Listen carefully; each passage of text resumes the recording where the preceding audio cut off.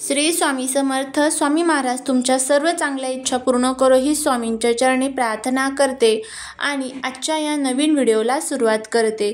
पण त्या अगोदर तुम्ही जर चॅनलवरती नवीन असाल तर सबस्क्राईब करा आणि शेजारील बेल आयकॉनलाही प्रेस करा, म्हणजे माझ्या सर्व नवीन व्हिडिओचं नोटिफिकेशन तुम्हाला मिळेल आणि तुम्ही एक पण व्हिडिओ मिस करणार नाही.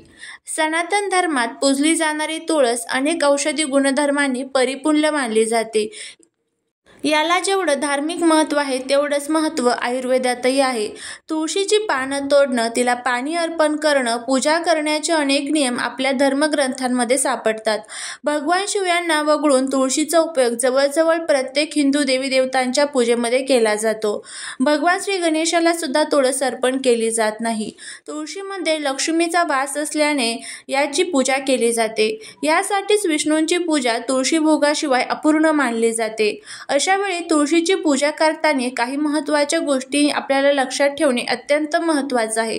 पूजा करताना काही चुका जर आपल्याकडनं झाल्या तर त्याचं नुकसान देखील होऊ शकतं.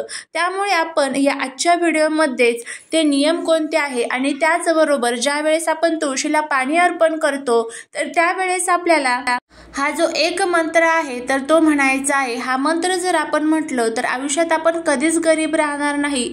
आपल्या जीवनातील सर्व दुःख, दारिद्र्य, दोष, अडचणी दूर होतील आणि भगवान विष्णू माता लक्ष्मीची आपल्यावरती कृपा होऊन नशिबाचा भाग्योदय होईल. असा हा प्रभावी मंत्र कोणता आहे, तो कोणत्या वेळेत म्हणायचा, त्याचबरोबर कधी म्हणायचा, याबद्दलची संपूर्ण माहिती या आजच्या व्हिडिओमध्ये मी तुमच्याबरोबर शेअर करणार आहे. त्यामुळे व्हिडिओ हा स्किप न करता शेवटपर्यंत पाहत राहा. तुम्ही जर चॅनलवरती नवीन असाल तर सबस्क्राईब करा आणि कमेंटमध्ये श्री स्वामी समर्थ लिहिला अजिबात विसरू नका, जेणेकरून श्री स्वामींची तुमच्या घरावरती भरभरून कृपा होईल. तुळशीला पाणी अर्पण करण्यापूर्वी कोणत्याही प्रकारचं अन्न ग्रहण करू नये. हा सर्वात महत्त्वाचा नियम आपल्या धर्मग्रंथांमध्ये आपल्याला सांगितला जातो.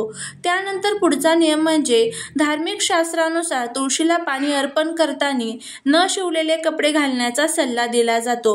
म्हणजे बघा काय होतं, कधीतरी आपले कपडे फाटतात आणि मग आपण ते शिलाई करतो किंवा शिवून घेतो. असे कपडे घालून जर आपण तुळशीला पाणी दिलं तर त्याचे अनेक वाईट परिणाम आपल्याला भोगावे लागतात.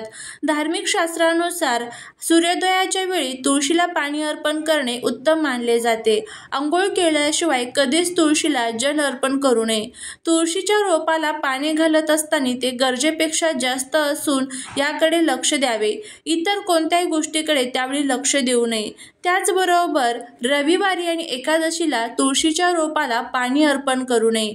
असं मानलं जातं की एकादशीच्या दिवशी तुळशी माता भगवान विष्णूंसाठी निर्जला व्रत करत असते.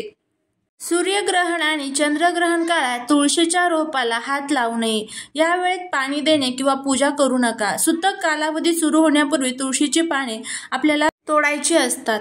तर या सर्व नियमांचं आपल्याला पालन हे तुळशीची पूजा करत असताना करायचं असतं. त्यानंतर ज्या वेळेस तुळस आपल्या घरामध्ये असते तर त्यावेळेस ती आपल्याला चांगल्या वाईट घटनांचे संकेत हे नक्कीच देत असते. तुळशीची पाने, मुळे, मंजीर आणि लाकूड देखील ज्योतिषीय उपायांमध्ये वापरले जातात. आपल्याला कदाचित माहीत नसेल की तुळशीचे रोप अनेक संकेत देते, जे एखाद्या अप्रिय घटनेचे संकेत असू शकतात. त्यामध्ये बघा, धनसमृद्धीच्या प्राप्तीसाठी जर तुमच्या आयुष्यात आर्थिक समस्या असतील तर रोज तुळशीला जल अर्पण करा आणि संध्याकाळी दिवा लावा. यामुळे पैसा येण्याचे सर्व मार्ग खुले होतात. असं रोज केल्यास धनाशा संबंधित सर्व समस्या दूर होतील. आर्थिक स्थिती मजबूत राहील. माता लक्ष्मी तुमच्यावरती प्रसन्न राहील. तुळस लावण्याचे जर फायदे आपण बघायला गेलं तर जर तुमच्या घरात तुळस असेल आणि तुम्ही तिच्याजवळ नियमित बसत असाल तर तुम्ही अस्थमा नावाच्या आजारापासून मुक्ती मिळवू शकता.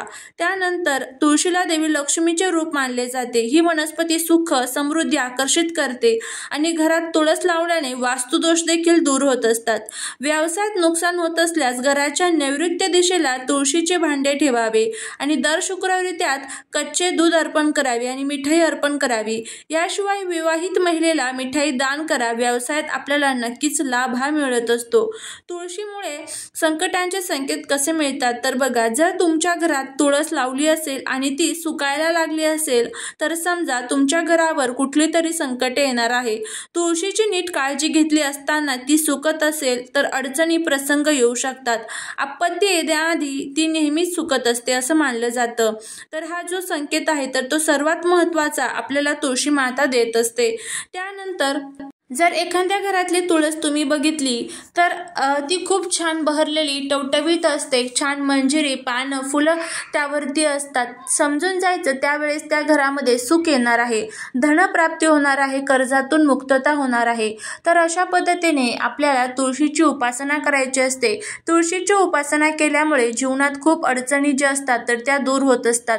आता आपल्याला तुळशीला पाणी अर्पण करत असताना कोणता मंत्र म्हणायचा आहे जेणेकरून आपल्या जीवनातील सर्व त्रास जे आहेत तर ते दूर होतील, याबद्दलची संपूर्ण माहिती आपण घेऊया. त्यामुळे जर तुम्हाला हा व्हिडिओ आवडला तर कमेंटमध्ये जय माता लक्ष्मी लिहायला अजिबात विसरू नका, जेणेकरून माता लक्ष्मीची तुमच्या कुटुंबावरती भरभरून कृपा होईल. बघा, जर तुम्ही खूप कष्ट करताय, मेहनत करताय, पण तरीही तुमच्या कष्टाला मेहनतीचं फळ मिळत नसेल, त्याचबरोबर कुठेतरी आपल्या कुंडलीमध्ये ग्रहदोष, वास्तुदोष, पितृदोष तयार झालेले असेल, जीवनामध्ये अनेक समस्या, संकटे, अडचणी तुमच्या येत असेल, आयुष्यामध्ये अनेक प्रकारचे जे काही दोष आहेत तर ते तयार झालेले असतील, घरामध्ये आलेला पैसा हा घरामध्ये टिकत नसेल, सतत अडचणी आणि आजारपणांमध्ये तो पैसा खर्च होऊन जात असेल, धनप्राप्ती होत नसेल, कर्जमुक्ती होत नसेल, मुलांची प्रगती होत नसेल, सतत घरामध्ये आजारपण राहत असेल, काहीतरी वाईट शक्तींचा जर तुमच्या घरामध्ये त्रास तुम्हाला जाणवत असेल तर ह्या तुमच्या अनेक समस्यांसाठी तुम्हाला हा जो अतिशय प्रभावी असा हा उपाय जो आहे तर तो करायचा आहे. आता हा जो उपाय आहे तर तो तुम्हाला सलग 41 दिवस करायचा आहे. मध्ये जर तुम्हाला सुतक पिरियड्स आले तर ते दिवस तुम्ही स्किप करू शकता.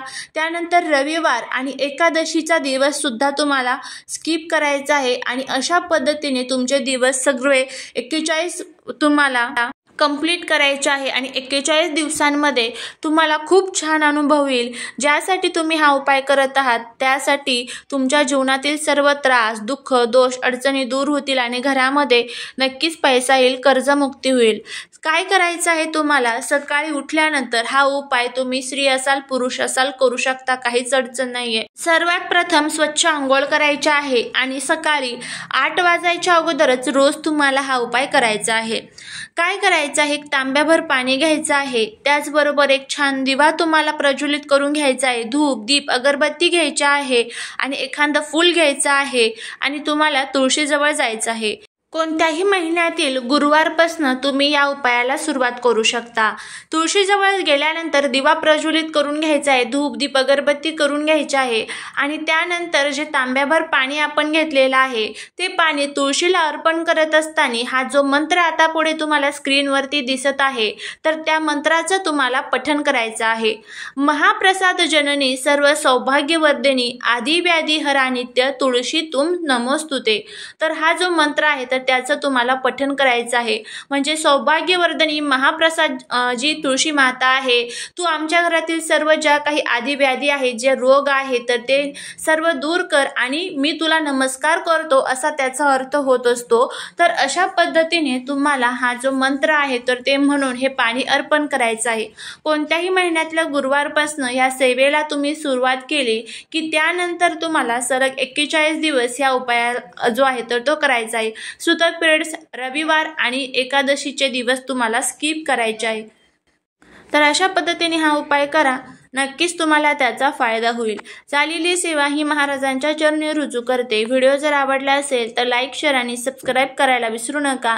भेटूया पुढच्या एका छानशा नवीन व्हिडिओत. श्री स्वामी समर्थ.